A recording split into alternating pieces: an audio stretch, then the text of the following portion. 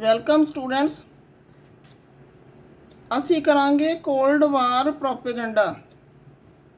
ਪਹਿਲਾਂ ਪ੍ਰੋਪੇਗੈਂਡਾ ਦੇਖਦੇ ਹਾਂ ਅਸੀਂ ਕੀ ਹੁੰਦਾ ਹੈ। ਪ੍ਰਚਾਰ ਕੀ ਹੁੰਦਾ। Propaganda is a form of communication that is aimed at influencing attitude of a community towards some cause or position so as to benefit ourselves or one's group, as opposed impartially providing information. Propaganda in its most basic sense present information primarily to influence an audience. Propaganda ਪ੍ਰਚਾਰ ਕੀ ਆ? ਇੱਕ ਇਸ ਤਰ੍ਹਾਂ ਦਾ ਸੰਚਾਰ ਦੀ ਕਿਸਮ ਆ ਜਿਹੜੀ ਦੂਸਰਿਆਂ ਨੂੰ ਪ੍ਰਭਾਵਿਤ ਕਰਦੀ ਆ। ਕਿਸੇ ਹੋਰ ਦੇ ਵਤੀਰੇ ਤੋਂ ਦੂਸਰੇ ਨੇ ਜਿਹੜੇ ਉਹ ਪ੍ਰਭਾਵਿਤ ਹੁੰਦੇ ਨੇ ਤਾਂ ਉਸ ਨੂੰ ਪ੍ਰਚਾਰ ਬੋਲਦੇ ਨੇ। Propaganda is often based with facts selectively presented to encourage a particular synthesis or uses load messages to produce an emotional rather than rational responses. ਜਿਹੜਾ ਪ੍ਰੋਪੇਗੈਂਡਾ ਹੈ ਉਹ ਸਾਡੀਆਂ ਭਾਵਨਾਵਾਂ ਨੂੰ ਜ਼ਿਆਦਾ ਪ੍ਰਭਾਵਿਤ ਕਰਦਾ ਹੈ ਅਤੇ ਇੱਕ ਕਿਸੇ ਖਾਸ ਮੁੱਦੇ 'ਤੇ ਜਾਂ ਕੋਈ ਖਾਸ ਤੱਥ ਲੈ ਕੇ ਜਦੋਂ ਇਹ ਜਿਹੜਾ ਪ੍ਰਚਾਰ ਸ਼ੁਰੂ ਕੀਤਾ ਜਾਂਦਾ ਹੈ, ਵਿਸ਼ਲੇਸ਼ਣ ਸੰਸਲੇਸ਼ਣ ਦੀ ਪ੍ਰਕਿਰਿਆ ਜਿਹੜੀ ਸ਼ੁਰੂ ਹੁੰਦੀ ਹੈ, ਟੂ ਦਾ ਇਨਫੋਰਮੇਸ਼ਨ ਪ੍ਰੈਜੈਂਟ, ਜੋ ਵੀ ਇਨਫੋਰਮੇਸ਼ਨ ਦਿੱਤੀ ਜਾਂਦੀ ਹੈ ਉਹ ਸਾਡੇ ਦਿਲੋਂ ਦਿਮਾਗ 'ਤੇ ਪ੍ਰਭਾਵਿਤ ਕਰਦੀ ਹੈ। The desired result is change the attitude towards the subject of target audience, further political or other type of agenda. ਜਿਹੜੀ ਇਨਫੋਰਮੇਸ਼ਨ ਆ ਉਹ ਸਾਨੂੰ ਜਿਹੜਾ ਡਿਜ਼ਾਇਰ ਰਿਜ਼ਲਟ ਆ ਪ੍ਰੋਪੇਗੈਂਡਾ ਦਾ ਉਹ ਕੀ ਹੈ? ਚੇਂਜ ਆਫ ਐਟੀਟਿਊਡ, ਵਤੀਰੇ ਦੇ ਚੇਂਜ ਹੋਣਾ ਜਾਂ ਸੁਭਾਅ ਦਾ ਚੇਂਜ ਹੋਣਾ ਜਾਂ ਸੋਚ ਦਾ ਚੇਂਜ ਹੋਣਾ ਕਿਸੇ ਖਾਸ ਇੱਕ ਟਾਰਗੇਟ ਆਡੀਅੰਸ ਦੇ ਗਰੁੱਪ ਦਾ ਕਿਸੇ ਖਾਸ ਮੁੱਦੇ ਬਾਰੇ। ਤਾਂ propaganda can be used a form of poly propaganda was often used to influence opinions and beliefs in religious issues, particularly during the split between Roman Catholic Church and Protestant churches. ਤਾਂ ਇਹ propaganda ਜਿਹੜਾ ਇਹ religious issue ਜਾਂ ਅਸੀਂ ਕਹਿੰਦੇ ਹਾਂ ਕਿ ਵਿਸ਼ਵਾਸ, ਪਬਲਿਕ ਓਪੀਨੀਅਨ ਨੇ ਜਿਹੜੇ ਰਿਲੀਜੀਅਸ ਇਸ਼ੂ ਦੇ ਉੱਤੇ ਉਹਨਾਂ ਤੋਂ ਵੀ ਪ੍ਰਭਾਵਿਤ ਹੁੰਦਾ ਹੈ। ਉਹਨਾਂ ਦੀ ਕਿਸਮ ਵੀ ਮੰਨਿਆ ਜਾ ਸਕਦਾ ਹੈ, ਜਿਵੇਂ ਇੱਥੇ ਉਦਾਹਰਨ ਦਿੱਤੀ ਹੋਈ ਹੈ ਕੈਥੋਲਿਕ ਚਰਚ ਅਤੇ Protestant ਚਰਚਿਸ the. Propaganda has become more common in political context. ਅੱਜ ਕੱਲ੍ਹ ਅਸੀਂ ਕਹਿੰਦੇ ਕਿ ਪ੍ਰੋਪੇਗੈਂਡਾ ਜਿਹੜਾ ਉਹ ਪੋਲੀਟੀਕਲ ਸੰਦਰਭ ਦੇ ਵਿੱਚ, ਰਾਜਨੀਤਿਕ ਸੰਦਰਭ ਦੇ ਵਿੱਚ ਜ਼ਿਆਦਾ ਅੱਗੇ ਆ ਰਿਹਾ ਹੈ।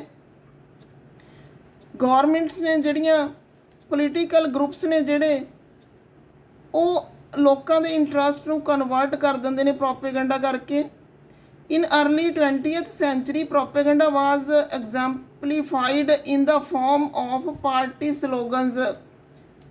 20ਵੀਂ ਸਦੀ ਦੇ ਸ਼ੁਰੂ ਦੇ ਵਿੱਚ ਜਿਹੜਾ ਪ੍ਰੋਪੇਗੈਂਡਾ ਉਸ ਨੂੰ ਪਾਰਟੀ ਸਲੋਗਨਸ ਦੇ ਤੌਰ 'ਤੇ ਵਰਤਿਆ ਗਿਆ, ਕਿਉਂਕਿ ਪੋਲੀਟੀਕਲ ਪਾਰਟੀਆਂ, ਸਾਨੂੰ ਸਾਰਿਆਂ ਨੂੰ ਪਤਾ ਹੈ ਕਿ ਕਿਸ ਤਰ੍ਹਾਂ ਨਾਲ ਉਹ ਆਪਣੇ ਵੱਡੇ ਵੱਡੇ ਬੈਨਰ ਜਾਂ ਪੈਂਫਲੇਟ ਜੋ ਵੀ ਛਪਵਾ ਕੇ ਸੋਸ਼ਲ ਮੀਡੀਆ ਦੇ ਉੱਤੇ ਐਡ ਦੇ ਕੇ ਕਿਸ ਤਰ੍ਹਾਂ ਲੋਕਾਂ ਨੂੰ ਪ੍ਰਭਾਵਿਤ ਕਰਦੇ ਨੇ।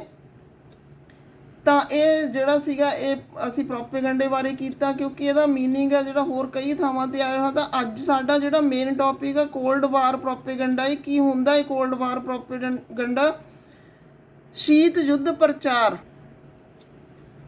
ਜਿਹੜਾ ਸ਼ੀਤ ਯੁੱਧ ਪ੍ਰਚਾਰ ਆ ਇਹਦੇ ਵਿੱਚ ਅਸੀਂ ਕਹਾਂਗੇ ਕਿ ਸ਼ੀਤ ਯੁੱਧ ਦਾ ਕੇਂਦਰ ਦੇ ਸੈਂਟਰ ਦੇ ਵਿੱਚ ਕੀ ਕੰਮ ਕਰਦੀ ਹੈ ਗੱਲ। ਅਸੀਂ ਮੇਨ ਇਹਦੀ ਗੱਲ ਸਮਝਾਂਗੇ ਪਹਿਲਾਂ ਕਿ ਕੀ ਚੀਜ਼ ਆ ਇਹ। ਇਹਦੇ ਕੇਂਦਰ ਦੇ ਵਿੱਚ ਸੰਸਾਰ ਦੇ ਲੋਕਾਂ ਦੀ ਵਫਾਦਾਰੀ ਲਈ ਇੱਕ ਵਿਚਾਰਧਾਰਕ ਸੰਘਰਸ਼ ਆ ਜਿਹੜਾ ਉਹ ਕੰਮ ਕਰਦਾ ਹੈ। ਇਹਦੇ ਵਿੱਚ ਦੋ ਜਿਹੜੇ, ਜਿਵੇਂ ਅਸੀਂ ਜਾਣਦੇ ਹਾਂ ਕਿ ਹੁਣ ਸੋਵੀਅਤ ਯੂਨੀਅਨ ਅਤੇ ਸੰਯੁਕਤ ਰਾਜ ਅਮਰੀਕਾ ਨੇ ਜਿਹੜੇ ਉਹ ਇਸ ਦੇ ਸਹਿਯੋਗੀ, ਜਿਹੜੇ ਕੋਲਡ ਵਾਰ ਦੇ ਸਹਿਯੋਗੀ ਰਹੇ ਨੇ ਅਸੀਂ ਕਹਾਂਗੇ। ਦੋਹਾਂ ਨੇ ਆਪਣੀ ਸਮਾਜਿਕ ਅਤੇ ਆਰਥਿਕ ਪ੍ਰਣਾਲੀ ਨਾਲ ਜਿਹੜੇ ਇਸ਼ੂ ਪੇਸ਼ ਕੀਤੇ ਨੇ ਸਮਾਜ ਦੇ ਵਿੱਚ ਜਾਂ ਸੰਸਾਰ ਦੇ ਵਿੱਚ,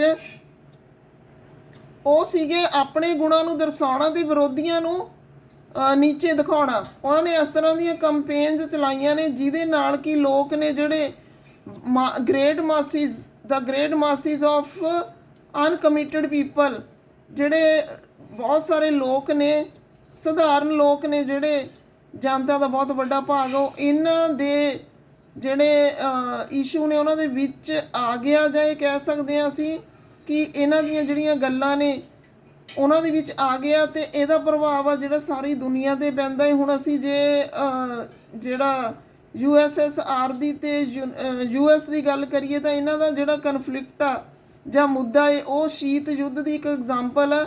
ਜਿਵੇਂ ਅਸੀਂ ਕਹਿ ਸਕਦੇ ਹਾਂ ਕਿ ਜਿਹੜਾ ਸਾਡਾ ਯੁੱਧ ਹੋ ਰਿਹਾ ਹੈ ਯੂਕਰੇਨ ਦਾ, ਇਹ ਵੀ ਇੱਕ ਸ਼ੀਤ ਯੁੱਧ ਦੀ ਐਗਜ਼ਾਮਪਲ ਆ, ਜਾਂ ਇਹ ਕਨਵਰਟ ਹੋ ਜਾਂਦਾ ਹੈ ਪਰਮਾਣੂ ਯੁੱਧ ਦੇ ਵਿੱਚ। ਜਿਹੜਾ ਸ਼ੀਤ ਯੁੱਧ ਹੁੰਦਾ ਹੈ ਤਾਂ ਜਦੋਂ ਬਹੁਤ ਜ਼ਿਆਦਾ ਪ੍ਰੋਪੇਗੈਂਡਾ ਹੋ ਜਾਂਦਾ ਹੈ ਜਾਂ ਇੱਕ ਦੇਸ਼ ਦੂਜੇ ਦੇਸ਼ ਦੇ ਉੱਤੇ ਜ਼ਿਆਦਾ ਹਾਵੀ ਹੋ ਜਾਂਦਾ ਹੈ, ਤਾਂ ਇਸ ਤਰ੍ਹਾਂ ਨਾਲ ਜਿਹੜਾ ਵਾਰ ਆ, ਸ਼ੀਤ ਯੁੱਧ ਆ ਜਿਹੜਾ, ਉਹ ਹਥਿਆਰਾਂ ਦੇ ਯੁੱਧ ਵਿੱਚ ਬਦਲ ਜਾਂਦਾ ਹੈ।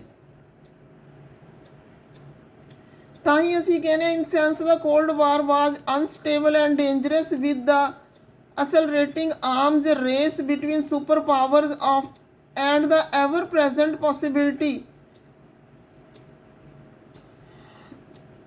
that a terrible new war might be caused by provocation or miscalculation। ਜਦੋਂ ਅਸੀਂ ਆਪਣੀਆਂ ਸ਼ਕਤੀਆਂ ਦਾ ਗਲਤ ਪ੍ਰਯੋਗ ਕਰਦੇ ਹਾਂ ਜਾਂ ਆਪਣੀ ਸ਼ਕਤੀਆਂ ਦੇ ਉੱਤੇ ਕੋਈ ਵੀ ਦੇਸ਼ ਆ ਜਿਹੜਾ ਉਹ ਜ਼ਿਆਦਾ ਫੋਕਸ ਕਰਦਾ ਹੈ ਜਾਂ ਸੁਪਰ ਪਾਵਰ ਜਾਂ ਸਾਰੇ ਦੇਸ਼ਾਂ 'ਤੇ ਰਾਜ ਕਰਨ ਦੀ ਸੋਚਦਾ ਹੈ, ਤਾਂ ਇਸ ਤਰ੍ਹਾਂ ਨਾਲ ਜਿਹੜਾ ਕੋਲਡ ਵਾਰ ਆ ਉਹ ਜ਼ਿਆਦਾ ਭਿਆਨਕ ਰੂਪ ਧਾਰਨ ਕਰ ਲੈਂਦਾ ਹੈ। ਦੂਜੇ ਸ਼ਬਦਾਂ ਦੇ ਵਿੱਚ ਅਸੀਂ ਕਹੀਏ ਇਸ ਤੋਂ ਬਿਨਾਂ ਜਿਹੜਾ ਕੋਲਡ ਵਾਰ ਆ highly organised and remarkable stable, ਇਹ ਜ਼ਿਆਦਾ ਤੌਰ 'ਤੇ ਸੰਗਠਿਤ ਰਹਿੰਦਾ ਹੈ ਅਤੇ ਇੱਕ ਸਟੇਬਲ ਸਥਿਤੀ ਦੇ ਵਿੱਚ ਰਹਿੰਦਾ ਹੈ।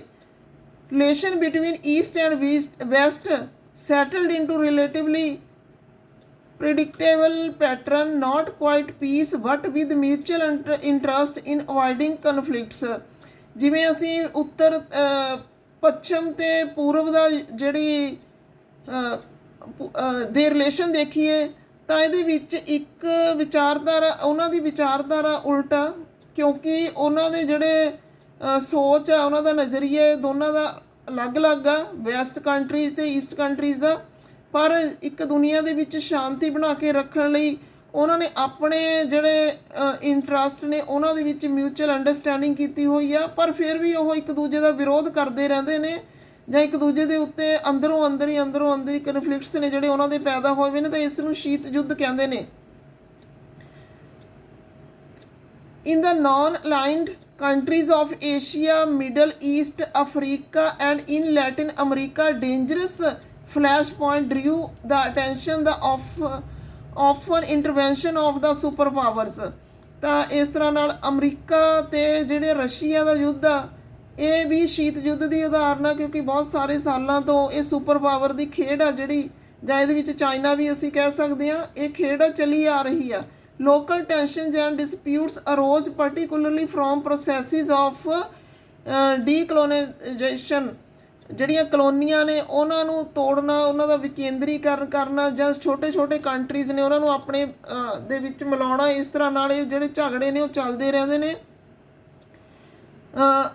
ਇਹਨੂੰ ਵੀ ਕੋਲਡ ਵਾਰ ਹੀ ਕਹਾਂਗੇ, ਕਿਉਂਕਿ ਜਦੋਂ ਸੈਕਿੰਡ ਵਰਲਡ ਵਾਰ ਤੋਂ ਬਾਅਦ ਜਿਹੜਾ ਇਹ ਚੀਜ਼ ਸ਼ੁਰੂ ਹੋਈ ਆ, ਜਿਹੜਾ USSR ਦਾ ਜਿਹੜਾ ਘਟਨਾਕ੍ਰਮ ਆ, ਜਾਂ ਅਸੀਂ ਕਹਾਂਗੇ ਸੋਵੀਅਤ ਸੰਘ ਦਾ ਜਿਹੜਾ ਟੁੱਟਣਾ ਹੈ, ਅਲੱਗ ਦੇਸ਼ਾਂ ਦੇ ਵਿੱਚ ਰਸ਼ੀਆ ਨਾਲੋਂ ਅਲੱਗ ਦੇਸ਼ ਹੋਏ ਨੇ ਜਿਹੜੇ, ਉਹ ਵੀ ਕੋਲਡ ਵਾਰ ਦੀ ਹੀ ਇੱਕ ਐਗਜ਼ਾਮਪਲ ਆ। ਕਿਉਂਕਿ ਸੈਕਿੰਡ ਵਰਲਡ ਵਾਰ ਤੋਂ ਬਾਅਦ ਜਿਹੜਾ 1991 ਤੁਸੀਂ ਕਹਿ ਸਕਦੇ ਹੋ 1990 ਦੇ ਦਹਾਕਿਆਂ ਦੇ ਵਿੱਚ ਜਿਹੜੇ ਇਹ ਡਿਸਪਿਊਟ ਨੇ ਅੰਦਰੋਂ ਅੰਦਰ ਹੀ ਹੋ ਕੇ ਦੇਸ਼ ਨੇ ਜਿਹੜੇ ਅਲੱਗ-ਅਲੱਗ ਹੋਏ ਨੇ, ਤਾਂ ਇਹ ਵੀ ਜਿਹੜਾ ਸੁਪਰ ਪਾਵਰ ਬਣਨ ਦੀ ਇੱਕ ਖੇਡ ਆ। ਤਾਂ ਇਸ ਤਰ੍ਹਾਂ ਨਾਲ ਅਸੀਂ ਕਹਿੰਦੇ ਹਾਂ ਕਿ ਜਿਹੜਾ ਕੋਲਡ ਵਾਰ ਆ ਜਿਹੜਾ ਇਹ ਪ੍ਰੋਪੇਗੈਂਡੇ ਦੇ ਰਾਹੀਂ ਜਿਹੜਾ ਹੁੰਦਾ ਏ, ਪ੍ਰਭਾਵਿਤ ਕਰਦਾ ਏ ਲੋਕਾਂ ਨੂੰ, ਅਤੇ ਲੋਕ ਆਪਣੀ ਰਾਏ ਆ ਜਿਹੜੇ ਇੱਕ ਦੂਜੇ ਦੇਸ਼ ਦੇ ਪ੍ਰਤੀ ਬਣਾ ਲੈਂਦੇ ਨੇ। ਤਾਂ ਇਹ ਆ ਜਿਹੜਾ ਕਲਚਰ ਨੂੰ, ਇਕਨੋਮਿਕ ਕੰਡੀਸ਼ਨਸ ਨੂੰ, ਸੋਸ਼ਲ ਕੰਡੀਸ਼ਨਸ ਨੂੰ, ਸਾਰੀਆਂ ਚੀਜ਼ਾਂ ਨੂੰ ਕੀ ਆ ਇਹ ਪ੍ਰਭਾਵਿਤ ਕਰਦਾ ਏ।